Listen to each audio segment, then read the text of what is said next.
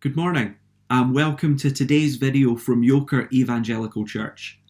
In our Bible reading this morning, we read 1 Samuel chapter 24 and 1 Corinthians chapter 5. And in this video, I want to take a look at 1 Corinthians chapter 5 because of the horrendous picture that it shows us of serious sin. I imagine that this morning you had got a letter from church telling you about a sin that has become public, and so we're owning up to it. It was an announcement that one of our long-term members, a man who was seen as godly, a man who was seen as a pillar of the church, has actually been having an affair.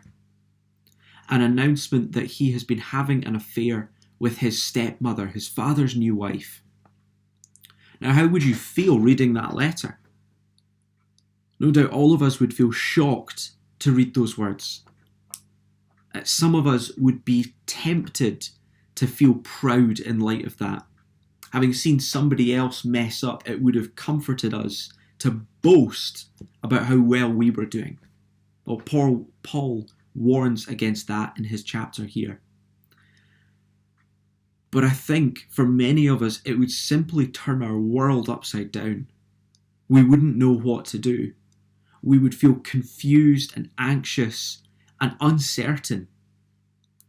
Having had church community shredded in that way, to see somebody brought down, it must have shaken their foundations in this church in Corinth. And Paul writes to this church, encouraging them in how they are to respond to this.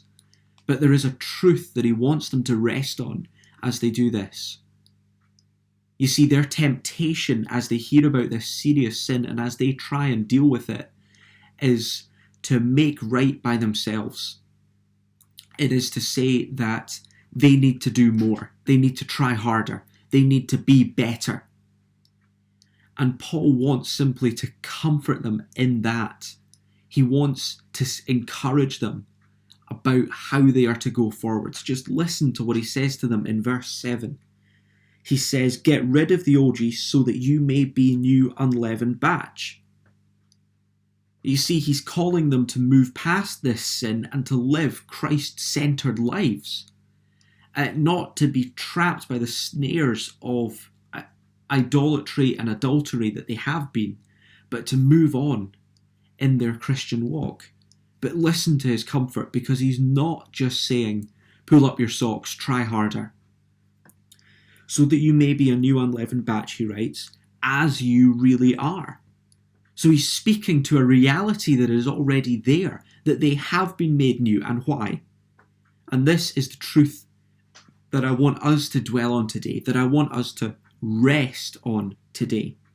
As we finish verse 7, he points them to Christ. For Christ, he says, our Passover lamb has been sacrificed. What is their great comfort as they face up to serious sin? It is Christ. It is that he is their Passover lamb. That great picture from the Old Testament of a lamb being sacrificed that the people might be spared.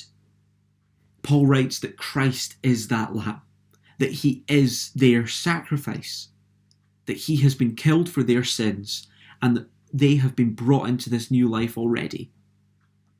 Paul's message is not you need to try harder so that you can be new bread. His message is you are new bread already. It is true now.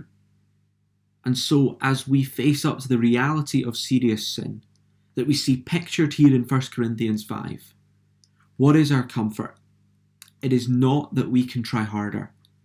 It is instead simply Christ, that we can proclaim that he is our Passover lamb, that he has been sacrificed for us. I hope this truth comforts you today. God bless.